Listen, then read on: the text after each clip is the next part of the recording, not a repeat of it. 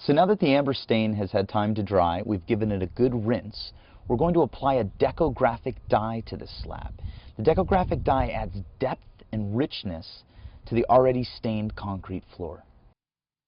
Before we get into the dyeing process, we're going to need to mask off the areas to protect them.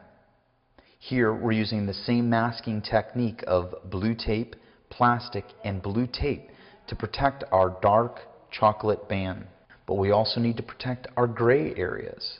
So we'll apply another layer of plastic and blue tape and pull that out, the complete 48 inches, to protect from any overspray that could happen.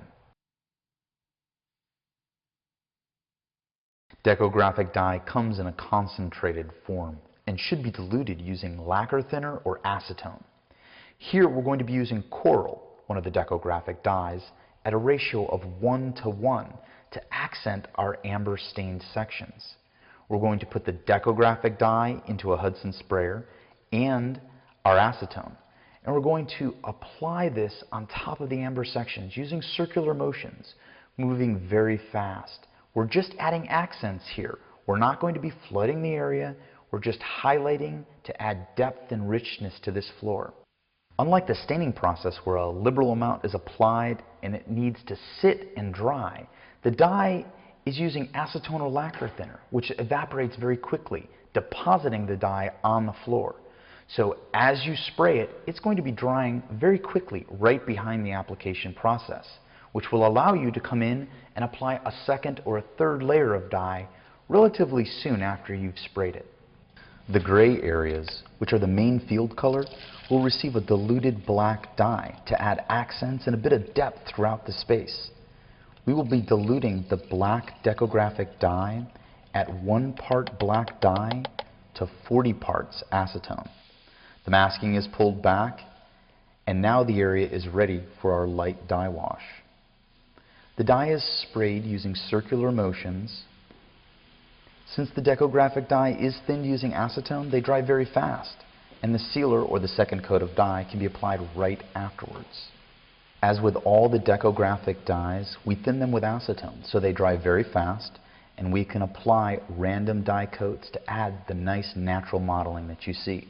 Now that all of our Decographic dye is down, we will pull all of our masking, give it a quick clean, and now we're ready for the sealing application.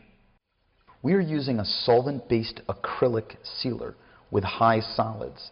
So in order to spray it, we'll have to thin it back 1 part sealer to 1 part acetone. The sealer is then sprayed using the circular motion as before, covering the entire space, keeping the tip of the sprayer between 12 and 18 inches above the ground. And to ensure a fine mist, keep the sprayer pumped. For our sealing process, we will be applying between 2 and 4 coats of this sealer using that same method. And as you can see, as the sealer goes down, the depth and richness that's in that floor shines through.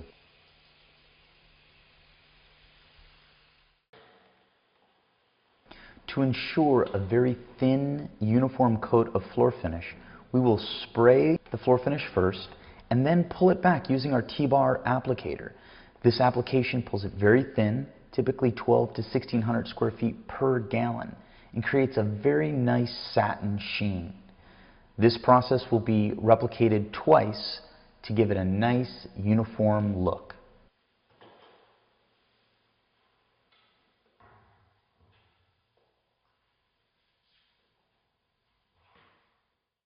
Once the sealing and waxing application is complete, we can now remove our plastic that had been protecting the walls.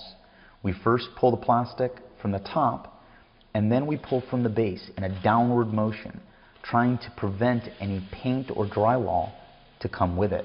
Even though baseboards will be installed, we want to make sure we do not damage the drywall or the paint.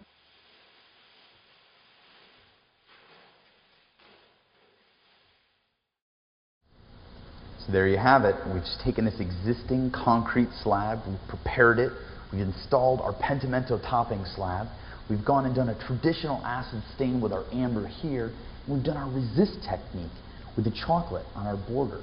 Now we've laid our Decographic dyes, come in with our solvent-based acrylic sealers, and topped it all off with a low sheen floor finish. And this is the process that we go through 4 days to install our visual concrete floors. I hope I've given you some confidence so that you can get out there and start installing these floors for yourself.